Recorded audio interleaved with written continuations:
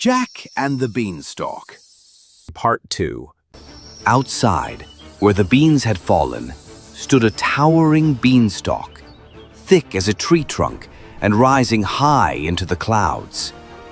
Its leaves gleamed like emerald glass, and its spiraling vines disappeared into the misty heavens above. Jack's heart leapt. Mother, come quick! The beans were truly magic! Don't go climbing such nonsense, Jack. You'll break your neck. Yet Jack's curiosity burned brighter than fear.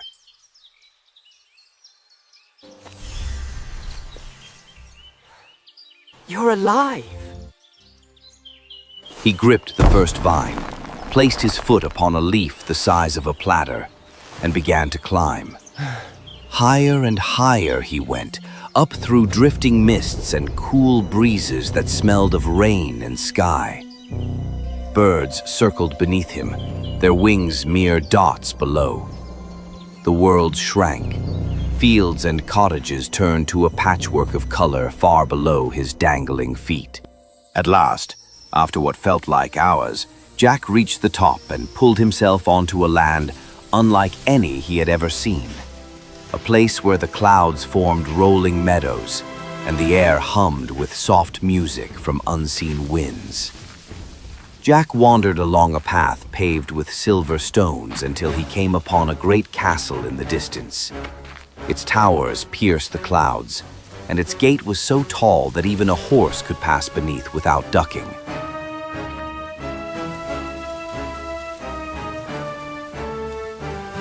Near the gate stood a woman, a giantess, with kind eyes and arms strong enough to lift a tree.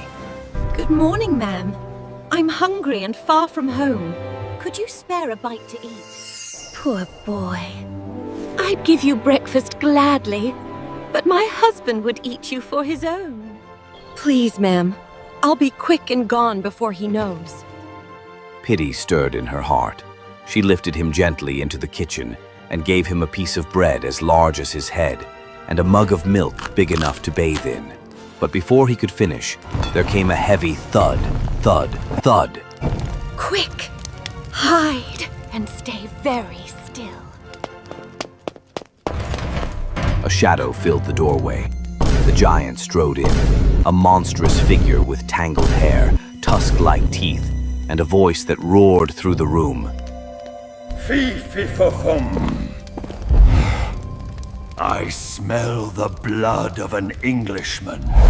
Be he alive or be he dead, I'll grind his bones to make my bread. You smell nothing but the wind, dear. You've been hunting too long. The giant snorted and sat down heavily. On the table he placed a sack of gold coins, which clinked like raindrops of metal. He counted them slowly, his head nodding until he fell asleep.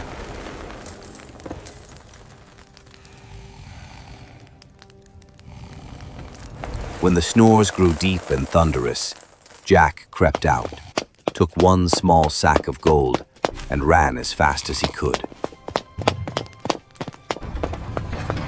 Down the beanstalk he slid, leaves whipping his face, until he landed safely beside his cottage. Mother! Mother! Look what I've brought! Jack! Where did this come from? From the castle in the clouds. Jack told her everything. The giantess, the castle, the treasure. Though frightened by his tale, she could not deny their sudden fortune. For a time, they lived well, buying food and repairing their cottage.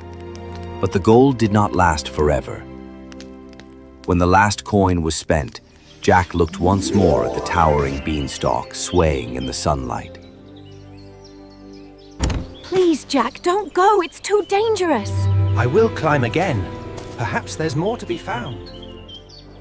And you can watch the rest of this magical fairy tale only in Part